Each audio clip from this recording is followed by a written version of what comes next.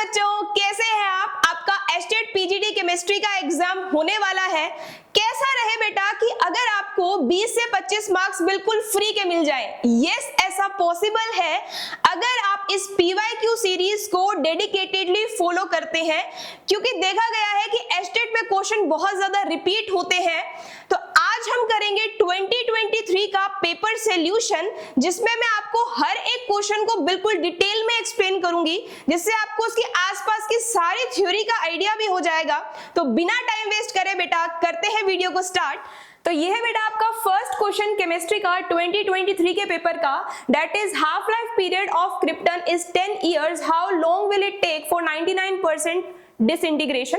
इसमें आपको क्या करना पड़ेगा, आपको टी हाफ का फॉर्मूला पता है फर्स्ट ऑर्डर के लिए, दैट इज 0.693 डिवाइड बाय के। इससे आप क्या करेंगे, के की वैल्यू निकालेंगे बेटा। के की वैल्यू आपके पास में क्या आ जाएगी, दैट इज 0.693, और इस क्वेश्चन के अंदर आपको half life period already given है, दैट इज 10 इयर्स। आप डिवाइड करेंगे इसको 10 से, आंसर आ जाएगा आपके पास 0.0693 ईयर इनवर्स। अभी आपके पास में आई है के की वैल्यू। आपसे पूछा है कि इसको डिसइंटीग्रेट करने में कितना, 99% डिसइंटीग्रेशन में कितना टाइम लगेगा। तो उसके लिए आपको फॉर्मूला यूज करना पड़ेगा, that is KT is equal to 2.303 log A0 divide by 80। ठीक है, वो के आपके पास में क्या है, 0.0693 इंटू टाइम, जो आपको निकालना है बेटा डिसइंटीग्रेशन में जो यूज होगा, इसमें आ जाएगा 2.303 log A0 हम लेते हैं इनिशियल कंसंट्रेशन, उसको हम लेट कर लेते हैं 100, तो इसको हमने लेट कर लिया 100। इसको डिवाइड करेंगे 80 से, 80 मतलब कितना बच गया है, 99% कंप्लीशन हो गया है, तो इसका मतलब 1% बचा हुआ होगा। तो 100 मॉलिक्यूल अगर आपने स्टार्टिंग में लिया है तो बेटा 1 ही बचा हुआ होगा। ठीक है, तो ये क्या आ जाएगा आपके पास में, T is equal to 2.303 log आपके पास 100 आ जाएगा डिवाइड बाय 0.0693, और log 100 आपके पास में कितना होता है, 2 होता है। जब भी आप इसको सॉल्व करेंगे that is 2.303 into 2 divide by 0.0693, तो आपका आंसर आ जाएगा बेटा 66.4 ईयर्स। तो ये था आपके पास में फर्स्ट क्वेश्चन। अब इसके बाद में हम बात करते हैं सेकंड क्वेश्चन की। सेकंड क्वेश्चन आपको क्या कह रहा है, the most stable carb anion among the following is. आपको बताए कार्ब अनाइन मतलब कार्बन के ऊपर नेगेटिव चार्ज। पहली बात तो बेटा कोई भी चार्ज स्टेबल नहीं होता, चाहे वो पॉजिटिव चार्ज हो चाहे वो नेगेटिव चार्ज हो।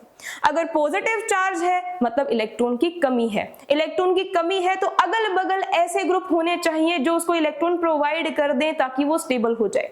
अगर आपके कार्बन के ऊपर नेगेटिव चार्ज है, नेगेटिव चार्ज मतलब एक्स्ट्रा इलेक्ट्रॉन, अगर एक्स्ट्रा इलेक्ट्रॉन प्रेजेंट है तो अगल बगल ऐसे ग्रुप होने चाहिए जो उसे इलेक्ट्रॉन विड्रॉ कर लें ताकि इसके कम हो जाए।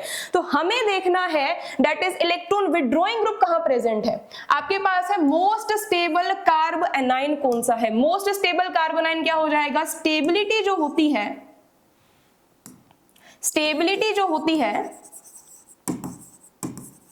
Stability of carbanion that is directly proportional to क्या, नेगेटिव चार्ज है तो इलेक्ट्रॉन छीनने वाले ग्रुप होने चाहिए। आपके पास कैसे होने चाहिए, इलेक्ट्रॉन विड्रॉइंग ग्रुप प्रेजेंट होने चाहिए। अगर आप देखते हो एक आपके पास में बेंजाइल केटाइन, बेंजाइल केटाइन क्या होता है, बेंजीन के ऊपर आपके पास बेंजाइल एनाइन, सॉरी इसके ऊपर क्या होगा, नेगेटिव चार्ज होगा। ठीक है, इसके बाद आपके पास है 4 मिथॉक्सी बेंजाइल एनाइन, मतलब बेसिकली अगर आप देखोगे तो बेंजाइल कार्ब एनाइन तो कॉमन ही है। डिफरेंस कहां क्रिएट हो रहा है, एक में तो आपके पैरा पोजीशन पर क्या लगा हुआ है, OCH3 ग्रुप लगा हुआ है, और एक बार बेटा आपके पास लगा हुआ है NO2, और लास्ट वाले में आपको लगा के दिया है मिथाइल इन लोगों ने। ठीक है, तो आपको पता है जब भी बेंजीन से OCH3 कनेक्टेड होती है, मतलब जिसकी के पास में लोन पेयर प्रेजेंट होते हैं उसे हम +M ग्रुप कहते हैं। NO2 क्या होता है आपके पास में, -M ग्रुप होता है, इलेक्ट्रॉन विड्रॉ करता है, और CH3 आपके पास क्या लगाता है, +H लगाता है, that is hyper conjugation effect लगाता है। तो बेसिकली ये दोनों ही क्या कर रहे हैं, इलेक्ट्रॉन को डोनेट करने का काम कर रहे हैं। कार्ब एनाइन के पास ऑलरेडी नेगेटिव चार्ज है, नेगेटिव चार्ज को और इलेक्ट्रॉन की जरूरत नहीं है। जिसकी वजह से आपका आंसर क्या हो जाएगा थर्ड। हमें इलेक्ट्रॉन विड्रॉइंग ग्रुप चाहिए जो इलेक्ट्रॉन छीने, क्योंकि हमारा कार्ब एनाइन प्रेजेंट है बेटा। क्लियर है सभी को? इसके बाद में हम आगे मूव करते हैं, दैट इज 93 बड़ा ही आसान क्वेश्चन है, ठीक है। आप कॉमन सेंस से भी इस क्वेश्चन को कर सकते थे। कैसे मैम? देखो, a compound contains this percent of hydrogen, this percent of this and this आपके पास दे रखा है। If the molar mass is 99 ग्राम, तुम्हें खुद बता रहा है जो मोलर मास है अगर वो 99 ग्राम है तो उसका मॉलिक्यूलर फॉर्मूला क्या होगा, ये सब आपको गिवन है। भाई कार्बन का जो मोलर मास होता है आपके पास में दैट इज 12, हाइड्रोजन का 1, क्लोरीन का इज 35.5। तो अगर इतनी वैल्यू चाहिए है बेटा तो सबसे पहली बात तो मुझे इतना जरूर आइडिया लग रहा है कि एक क्लोरीन से तो बात नहीं बनेगी, 99 तक नहीं पहुंचा जाएगा, तो कम से कम क्लोरीन तो मैम 2 होने चाहिए, ठीक है। 2 क्लोरीन, इसका मतलब 2Cl से आपके पास में मास कितना हो जाएगा 2 इंटू 35.5 दैट इज 71, तो यही कंट्रीब्यूट कर देगा, ठीक है। लेट से हम 2 कार्बन मान लेते हैं क्योंकि बाकी सब में 2 कार्बन है, ठीक है। 2 कार्बन से क्या हो जाएगा 2 इंटू 12 दैट इज 24, तो इनको ऐड करोगे तो 95 तक तो पहुंच गए हो। कितना और चाहिए? 4 ग्राम और चाहिए, तो कहां से मिलेगा? 4 हाइड्रोजन से मिलेगा। इसका मतलब आपके पास में सेकेंड ऑप्शन क्या हो जाएगा? करेक्ट हो जाएगा। चलिए आगे मूव करते हैं। इसके बाद में आपके पास जो क्वेश्चन है that is T half of the reaction is doubled. आपने क्या किया? T हाफ को क्या कर दिया है? डबल कर दिया है। Okay fine. As the initial concentration, अच्छा हो गया है, T हाफ डबल हो गया as the initial concentration of the reactant is double. अगर आपने इनिशियल कंसेंट्रेशन को डबल कर दिया है तो T हाफ भी डबल हो गया है, ऐसा ही कहना चाहता है। हमें कह रहा है ऑर्डर बता दो भाई हमें, ठीक है। चलो अब बाकी रिएक्शंस के अंदर ये देखोगे कि जो T हाफ है वो कहीं ना कहीं इनवर्सली प्रोपोर्शनल होता है कंसेंट्रेशन के। इकलौती ऐसी रिएक्शन है जिसमें T हाफ क्या होता है? डायरेक्टली प्रोपोर्शनल होता है इनिशियल कंसेंट्रेशन के। बेटा वो कौन सी होती है? जीरो ऑर्डर रिएक्शन होती है, तो आपको ध्यान रखना है, ठीक है।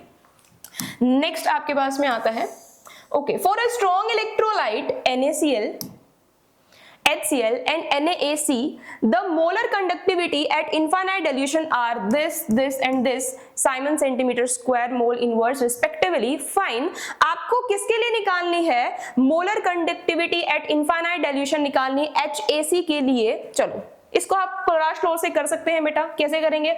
हमें चाहिए है मोलर कंडक्टिविटी किसकी? HAC की। फाइन, तो ये है आपके पास में मोलर कंडक्टिविटी किसकी? HAC की। आप इसको कैसे निकाल सकते हो? ठीक है, इसको हम निकाल सकते हैं अगर मैं इन दोनों को ऐड कर दूं, HCl और NaAC को ऐड कर दूं और उसमें से मैं क्या कर दूं? NaCl की माइनस कर दूं, Na चला जाएगा, Cl चला जाएगा, क्या बचेगा? HAC। वही तो मुझे चाहिए था। तो बस आपको ऐसे ही करना है कि जो मोलर कंडक्टिविटी है आपकी HCl की plus molar conductivity eight infinite dilution जो आपको दे रखी है NaAC की, इसमें से आपको माइनस कर देना है बेटा molar conductivity of what? NaCl। सबकी वैल्यूज आपको प्रोवाइडेड मिल रखी है क्वेश्चन के अंदर। इसकी वैल्यू आपके पास हो जाएगी, HCl की है आपके पास में दैट इज 425.9 प्लस आपके पास NaAC की दे रखी है 91, ठीक है, माइनस कर देंगे आप 126.4 और आपका आंसर आपके पास में बेटा क्या आ जाएगा? आप इनको ऐड करें और माइनस कर देंगे 126.4 को, आपका आंसर आ जाएगा 390.5, ठीक है। आई होप बेटा आपको इन सभी क्वेश्चन के सॉल्यूशन समझ आए होंगे। तो मिलते हैं इस वीडियो के सेकंड पार्ट में। फिर भी अगर आपको कोई क्वेश्चन में डाउट रहा है तो आप कमेंट सेक्शन में लिख सकते हैं, वहां पर मैं आपको उसका सॉल्यूशन प्रोवाइड कर दूंगी। Thank you.